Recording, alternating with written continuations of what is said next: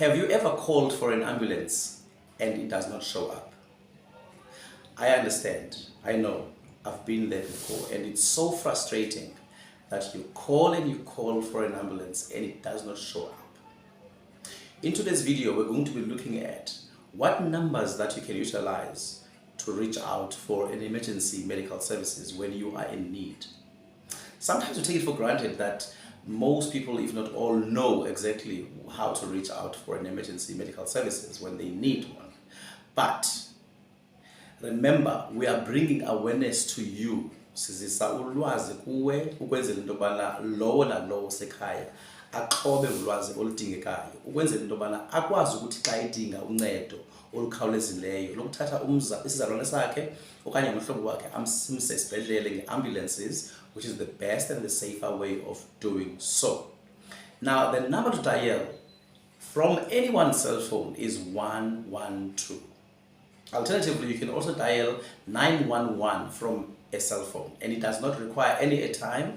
You just call the number, but please remember that when you call that number, it'll be picked up from a call center. All right, at the call center, they don't know who you are, they don't know where you are, they don't know what your problem is. So please be very clear in explaining your names, the situation that you are in, and they will be giving you like options whether you need police services or an ambulance service. So you must be very clear as to your location and what the problem is in order for you to receive the assistance that you need. Right? We are sometimes in a situation where we need help. When you come across an emergency situation, please be sure, especially if there's bleeding involved, please be sure to use protection. It's very important. And no, we don't always have this kind of protection at hand, but I will always remind you that it is best that you have these gloves. You can buy them from any pharmacy.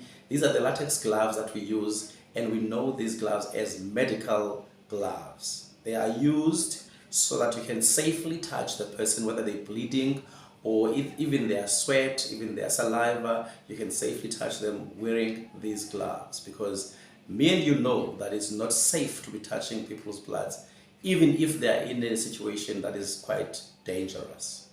But for you as a first aider, for you as a person who is willing to help, I would strongly advise that you get yourself a pair. Depending on the size, they come in sizes small, medium, and large, and these gloves can come in handy.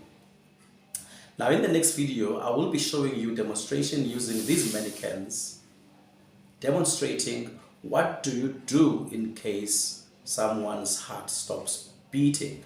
So that means that the person has gone through a cardiac arrest, or maybe they just died.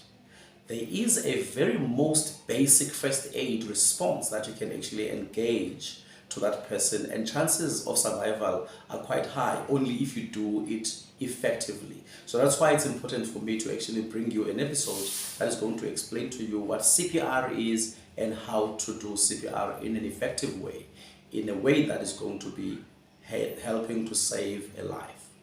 Guys, remember, Intsimi Yolwazi, which is a training, together with Felix Driving School, is bringing you awareness so that you can be able to do something, because in South Africa at the moment, we still have the challenge of the time between calling an ambulance and the arrival of the ambulance whenever you need it. And I'm not blaming anyone, I'm just saying that because of the majority of the people that are dependent on the government or the municipal medical services, they do get sometimes overwhelmed with all the calls that they receive, and they might not make it on time. So my role is to come to you and actually equip you with the skill on what to do after calling for help.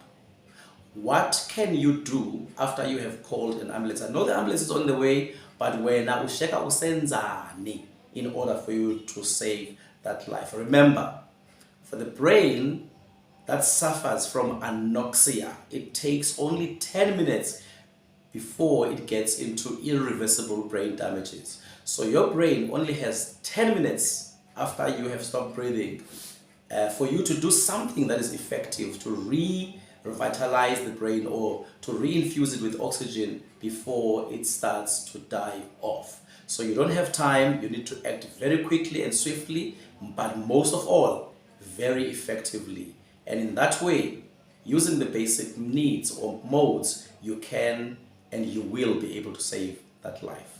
Thank you very much for this video, and we will see you on the next one. Ciao for now.